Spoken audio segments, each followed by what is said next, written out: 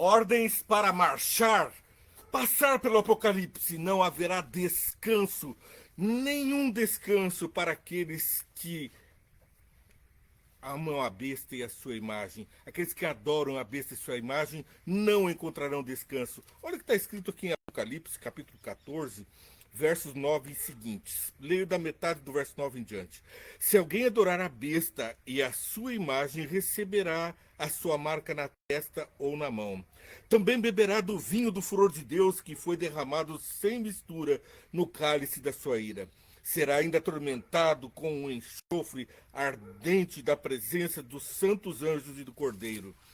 A fumaça do tormento de tais pessoas sobe para todo sempre, para todos os que adoram a besta e a sua imagem, e para quem recebe a marca do seu nome, não há descanso, nem de dia e nem de noite. Todavia, para aqueles que guardam seus mandamentos e aguardam a fé do Senhor e proclamam a mensagem de Apocalipse capítulo 14, nós temos o descanso em Cristo.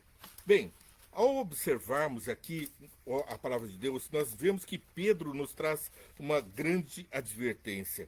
Pedro, capítulo 1, verso 12. Aqui, o discípulo de Jesus diz: por isso, sempre terei o cuidado de lembrar-lhes essas coisas, se bem que vocês já sabem e serão solidamente firmados na verdade que receberam.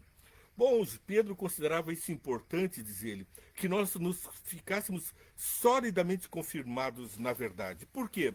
Jesus Cristo tinha advertido, ele nos advertiu que haveriam falsos profetas, homens que perverteriam a verdade, falsos cristos anunciando, eis-me aqui, eis-me acolá, não acreditei neles. Haverá lobos vestidos de ovelhas buscando tragar os filhos de Deus. E aqui a nossa tarefa é alertar o mundo, levar uma mensagem para que todos possam alcançar o verdadeiro descanso em Cristo. Muitas seitas, religiões, pessoas interpretam a Bíblia conforme suas conveniências, conforme o seu pensamento, longe daquilo do que está escrito. Traduzem a sua vontade. E é por isso que o Apocalipse de João é a revelação de Jesus Cristo. Nós lemos em Apocalipse capítulo 1, verso 1. Revelação de Jesus Cristo que Deus lhe deu para mostrar a seus servos o que em breve há de acontecer. Ele enviou o seu anjo para torná-la conhecida a seu servo João. E o servo João escreveu para que nós também tomássemos conhecimento. Porque é desejo de Deus que nós caminhemos na luz, não nas trevas, não na falta de conhecimento. Mas aqui ele revela os próximos eventos, os eventos futuros. Feliz aquele que lê as palavras dessa profecia, e felizes aqueles que ouvem e guardam o que nela está escrito, porque o tempo está próximo. Qual é o tempo? Sim, aqui está. Ele enviou o seu anjo para torná-la conhecida a seu servo João, que dá testemunho de tudo que viu, isto é, da palavra de Deus e o testemunho de Jesus Cristo. Feliz é você quando dá testemunho de Jesus Cristo e da palavra que está recebendo. Verso 7, ainda do capítulo 1. Aquele que tem ouvidos, ouça o que o Espírito diz às igrejas. Ao vencedor darei o direito de comer da árvore da vida, que está no paraíso de Deus. Portanto, a árvore da vida que estava aqui na terra foi levada ao paraíso de Deus, mas nós poderemos novamente deliciarmos com a árvore da vida para termos uma vida plena com Jesus, uma vida eterna. E agora, depois de descrever toda a história do povo de Jesus após a primeira vinda de Jesus, após ele ter ascendido aos céus, ali vem as 7 igrejas. Aqui vem então a mensagem final, a finaleira, no centro, no vértice da mensagem. Apocalipse capítulo 14 é o ápice. E aqui nesse próximo, nós estamos justamente no momento que estamos vivendo. Aqui os 3 anjos. Apocalipse 14, verso 6. Então vi outro anjo que voava pelo céu e tinha na mão o evangelho eterno para proclamar aos que habitam na terra. Ele tinha na mão o evangelho eterno e proclamava aos que habitam a terra. Então, aqui segue a passagem. A toda nação, tribo, língua e povo. Não foi o que Jesus disse? Jesus está repetindo aqui através de João. E de pregar esse evangelho a todo mundo, a todas as nações. E então virá a volta de Jesus. E aqui está dizendo, ele disse em alta voz, temam a Deus e glorificam-no, porque chegou a hora do seu juízo. Portanto, a nossa advertência para o mundo é que há um juízo e que chegou a hora. Você não está vendo? Guerras, rumores de guerras, terremotos, maremotos. É toda a descrição de Mateus capítulo 24, os sinais que Jesus disse para os discípulos, para mim e para você, que se seguiriam um pouco antes da sua vinda a esse mundo, a seu retorno a esse mundo em glória e majestade. Não mais como uma cruz, mas para julgamento. E se há julgamento, há atos a serem julgados, há pessoas a serem julgadas. O ladrão na cruz passou para a absolvição sumária. Senhor, lembra-te de mim quando entrares no teu reino. Ali ele foi absolvido, os seus pecados foram perdoados, o acesso ao paraíso foi imediatamente liberado. Mas, se ele tivesse descido daquela cruz, ele com certeza teria sido um discípulo de Jesus. Não teve essa oportunidade, mas terá, porque a vitória ainda vem. Outras pessoas ouviram da mensagem de Jesus dia após dia. Judas não mudou o seu comportamento. Estava diante da graça, portanto, não basta apenas a graça. Até o diabo sabe que Jesus morreu pelos pecadores. No entanto, é preciso uma mudança interior. É preciso a transformação. A justificação nos leva à santificação. Jesus nos justificou dos pecados para sermos santos, conforme diz a palavra de Deus. Sede santos como santo é o nosso Pai que está nos céus. E o ser santo não vive em pecado. Lógico, somos pecadores, estamos na graça de Jesus, fomos salvos por Ele. Pela fé que temos nele, somos contemplados com essa bênção. Mas, se me amardes, guardareis os meus mandamentos. Como é que vamos levar para os céus? Como é que Jesus vai levar para os céus? O diabo.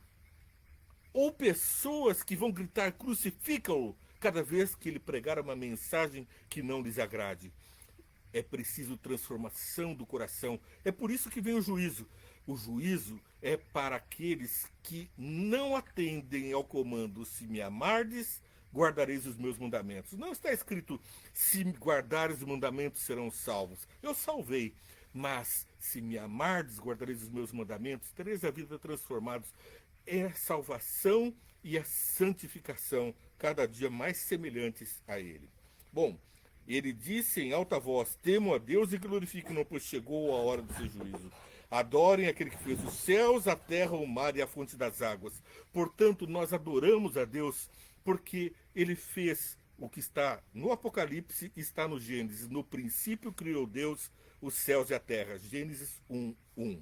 Depois que reconhecemos que Jesus criou os céus e a terra, e não como tenha dito alguns líderes religiosos importantes por aí, dizendo que são livros metafóricos, aqui o Apocalipse está falando que Jesus criou os céus e a terra. Houve criação e não evolução. Não é um livro de fantasias, é a revelação de Jesus Cristo aos santos dos últimos dias, confirmando a revelação de Jesus Cristo a Moisés. No princípio criou Deus os céus e a terra. E depois no Êxodo, lembra-te do dia do sábado para santificar. 6 dias trabalharás e farás todas as tuas obras, mas o 7º dia é o sábado do Senhor teu Deus. Nele não farás nenhuma obra, nem tu, nem teu filho, nem tua filha, nem teu servo, nem tua serva, nem o teu estrangeiro que está para dentro das tuas portas. Porque em 6 dias fez o Senhor os céus, a terra, o mar e tudo que neles há. É por isso que guardamos o sábado, porque em 6 dias o Senhor fez os céus, a terra, o mar e tudo que neles há. E agora, o Apocalipse lembra de que Deus foi quem fez os céus e a terra. Apocalipse capítulo 14, verso 7.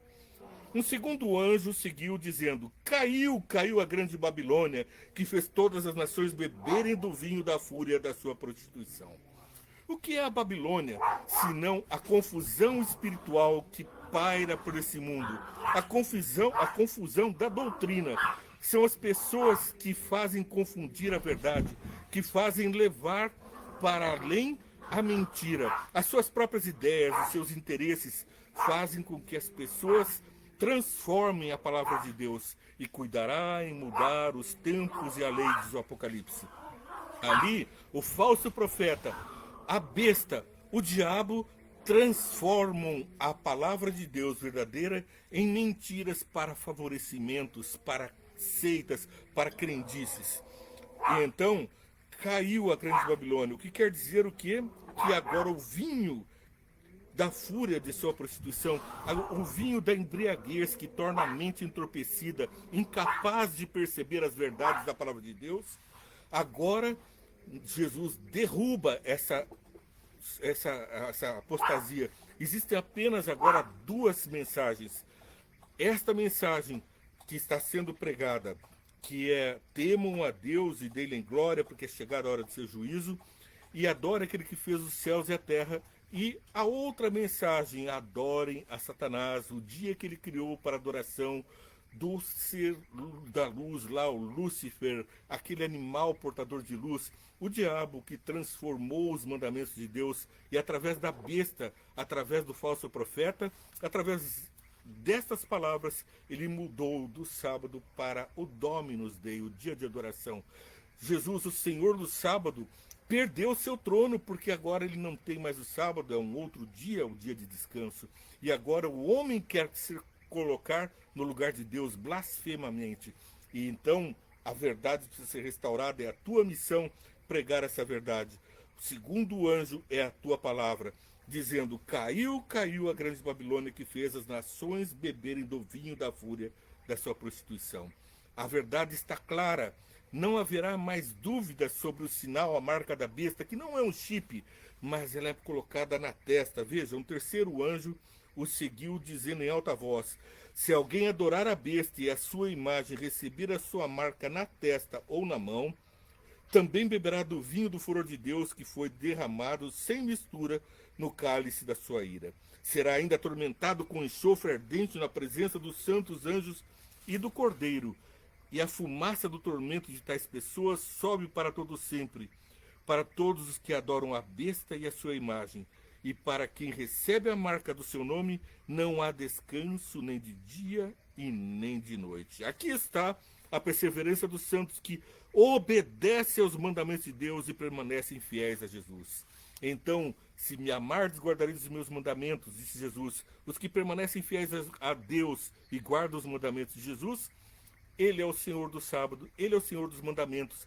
Ele transforma a nossa vida conforme o seu desejo, a sua semelhança. Agora, é importante lembrarmos que estas pessoas que não encontrarão o descanso, não estão seguindo Cristo, não encontram o descanso em Cristo, pois estão abeberados do vinho. Eles estão embriagados com falsas doutrinas e falsas mensagens. Por isso nós precisamos elevar a mensagem do Cordeiro como verdadeira. É a tua missão, é a minha missão.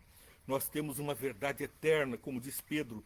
Ali Pedro nos diz, e eu repito: por isso sempre terei o cuidado de lembrar-lhes estas coisas, se bem que já as sabem e estão solidamente firmados na verdade que receberam. Pedro, 2 Pedro, capítulo 2, capítulo 1, versos 12. Aqui nós temos a verdade revelada para mim e para você curtir, compartilhar, seguir a nossa programação. Toca o sininho e bota a boca no trombone para que essa mensagem alcance o coração das pessoas. Vamos orar?